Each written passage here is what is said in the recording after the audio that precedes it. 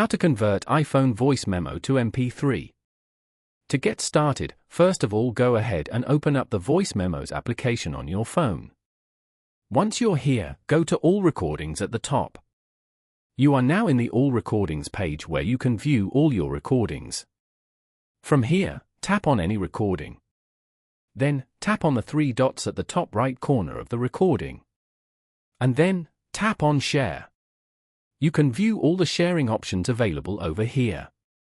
Scroll down and select Save to Files. Choose the folder you want to save it to and then tap on Save at the top.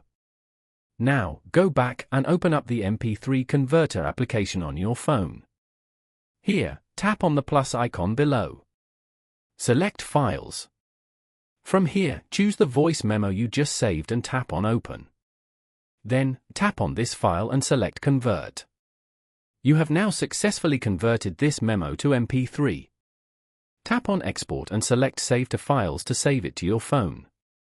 Following these steps, you can easily convert iPhone voice memo to MP3.